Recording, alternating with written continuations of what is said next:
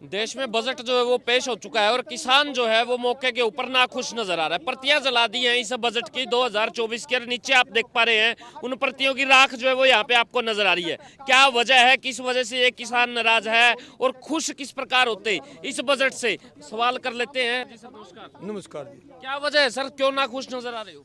नाखुश इसलिए नजर आ रहे हैं, हमें इस बजट से पूरी उम्मीद थी।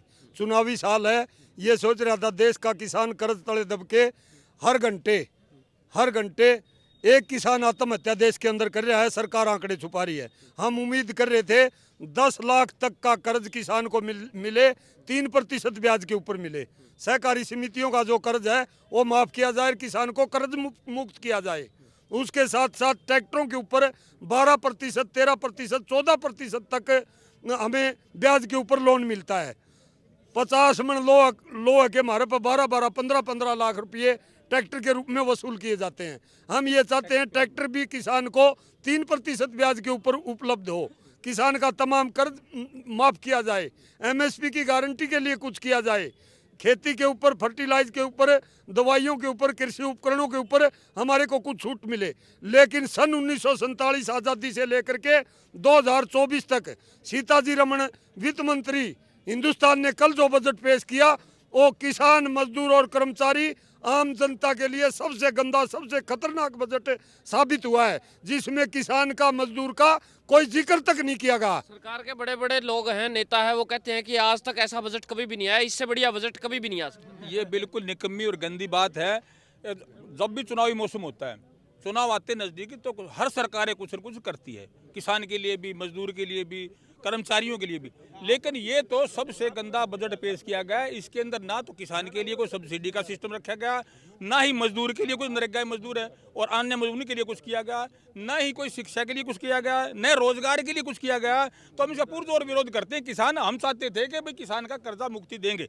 जब प्रधानमंत्री नरेंद्र मोदी ने कहा था कुर्सी बैठते सबसे पहले कर्जा मुक्ति दूंगा, एमएसपी गारंटी कानून बनाऊंगा, ना तो कानून एमएसपी कानून बनाया, ना ही कर्जा मुक्ति दी, ना 15-15 लाख खाते में आए।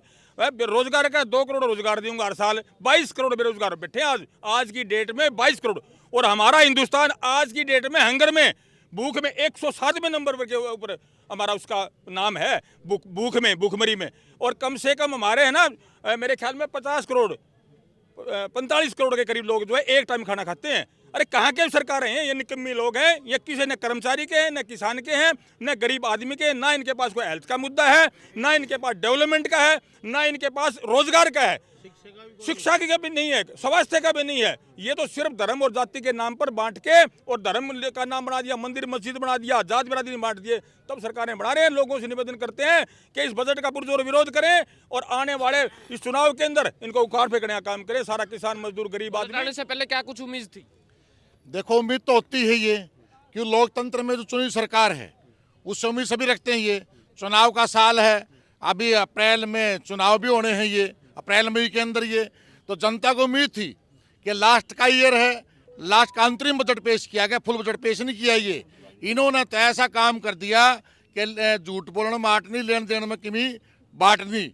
तो झूठ बोलना का जो पेशा रहा है ये, और जो ये बजट पेश किया है ये निराशाजनक बजट है। ये किसानों की सब्सिडी खत्म की गई है, जो ट्रैक्टरों पर है या जो हमारे इंस्ट्रूमेंट है जितने भी किसानी जुड़े हुए उन पर जो सब्सिडी खत्म की गई है, और जीएसटी लगाया गया बकाया तौर पर। आप ये देखिए कि दूध पर और दही पर जो आम उपभोक्ता की चीज़ है, आटा है, चावल है, उस पर मतलब जीएसटी में लेके आए हैं। ये 21 जन लस्सी है, जो हर चीज़ को मतलब ये कमाने खाने का साधन बना दिया। ये इस बात को लेकर के न शुद्ध किसान मोर्चा इस बजट का विरोध करता है ये, और आने वाले समय में बताएंगे इस मोदी को कि तेरे बाबा की बापोती नहीं है ये, हिंदुस्तान के लोगों का है ये। आप इस देश को बर्बाद होने से हम होने नहीं देंगे हम ये। जहाँ तक अगर हम आंदोलन की बात है, ये 16 फरवरी को पूरे देश में तमाम ट्रेड यूनियन, हमारा शुद्ध किसान मोर्चा, हमारी बैंक, LIC, डाकखाना, GIC, तमाम हमारे संस्थान, तमाम हमारे संगठन भारत बंद का आह्वान किया इसका विरोध करते हुए। और कहना चाहते हैं कि हमारा जो 8 सूत्री मांग पत्र है, MSP गारंटी की मांग कर रहे हैं, स्वामीनाथन आयोग की रिपोर्ट की मांग हम कर रहे हैं, उसके अंदर पावर बिल 2022 को वापस करवाने की हम मांग कर रहे हैं। इसके अंदर ये कर्जा मुक्ति की हम मांग कर रहे हैं। बड़े बड़े नेता लोग भी कहते हैं कि इस बजट से महंगाई के ऊपर लगाम लगेगी। महंगाई का पूरे देश की जनता हैरान है इस बजट से। देश की आज़ादी के बाद पहली बार ये बजट ऐसा मोदी सरकार ने पेश किया है कि केवल फॉर्मेलिटी करी है, किसी वर्ग को कोई राहत नहीं, ना किसान को, ना कर्मचारी को, ना मजदूर को, ना महिलाओं को। लाखों पद खाली पड़े हैं, कहीं भर्तियों की बात नहीं, कहीं टैक्स में राहत की बात नहीं। युवा इस बजट को किस प्रकार देखता है? भाई युवाओं का तो आपने देखा होगा, हमने परसों सीएटी युवा आए थे। युवाओं का भविष्य इसके अंदर कोई कुछ भी नहीं। युवाओं का तो भविष्य इस सरकार ने पहले खराब कर रखा है। इसमें युवाओं के लिए कुछ भी, कोई नई वैकेंसी का या युवाओं के लिए पढ़ाई का कहीं भी कुछ भी किसी प्रकार की छूट नहीं दी। आपको देख लो, इस बजट में युवाओं को कहीं छूट नहीं दी, जो पहले था वैसा ही, इसके अंदर कुछ भी नहीं करी। उम्मीद क्या थी? हमें उम्मीद थी कि हमें खाद सस्ती मिलेगी, खाद की सब्सिडी इन्होंने खत्म कर दी। हमें उम्मीद थी कि हमारी एमएसपी मिलेगी, परंतु एमएसपी का कहीं चर्चा ही नहीं है। हमें उम्मीद थी कि हमारे भावांतर योजना मिलेगी, परंतु कहीं चर्चा नहीं। हमें उम्मीद थी कि आंगनवाड़ी, मिड डे मील, आशा वर्कर, जो छोटा कर्मचारी, गांव का सफाई कर्मचारी, उनको राहत मिलेगी, कहीं कोई चर्चा नहीं। हमें उम्मीद थी कि हमें कुछ ब्याज मुक्त ऋण मिलेगा, हमारा ऋण माफ होगा, परंतु इस मोदी सरकार से आज हम कुछ भी आस नहीं रख सकते।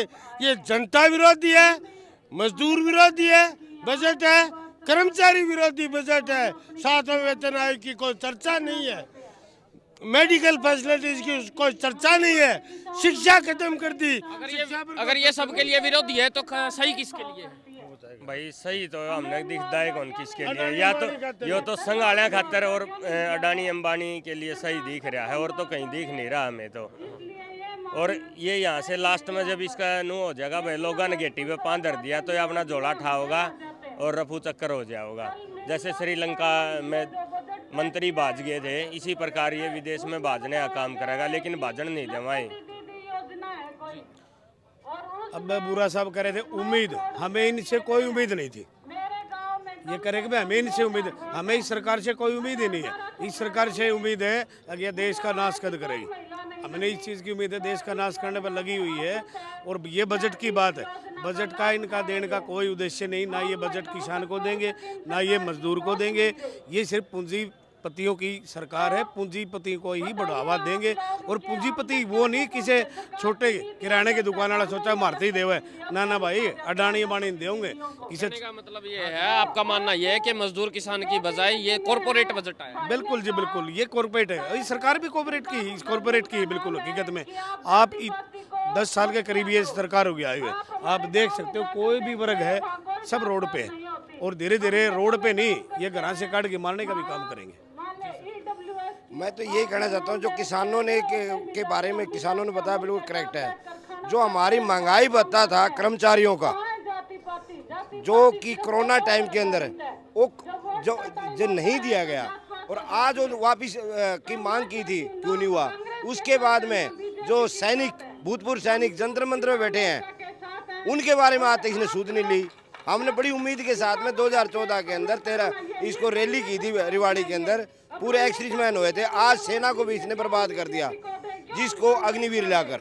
ऐसा बजट का जिक्र है जी, बजट आपको पसंद आया नहीं है? बजट में कुछ भी नहीं है, एक दो घोंसले हैं, पूंजीपतियों की तरफ गया बजट बस। तो फिलहाल बजट से जो है वो किसान मजदूर जो है वो नाखुश है। और हिसार के लघु सचिवालय के बाहर एक बड़ा धरना चल रहा है, जहाँ पे बजट का पुरजोर रूप से विरोध किया गया है। नीचे आप देख पा रहे हैं, ये यहाँ पे बजट की प्रतियां जो है इन्होंने जलाई है किसानों ने। बाकी आप इसको किस प्रकार देखते हैं, अपनी राय कमेंट सेक्शन में देना मत भूलिएगा। वीडियो करें खुल के शेयर, देखते रहें 420 न्यूज़ इंडिया। आपके पास धन्यवाद, जय हिंद, जय भारत। ओकेजन चाहे कैसा भी हो, आपको परफेक्ट दिखाना है आशीर्वाद लहंगा शेरवानी का काम, जहां पाए डिजाइनर लहंगा, शेरवानी और पार्टी वेयर ड्रेसेस। यहां किराए पर लहंगा, शेरवानी और ड्रेसेस की सुविधा भी उपलब्ध। विजिट आशीर्वाद लहंगा शेरवानी, SCF 113, राजगुरु मार्केट, हिसार।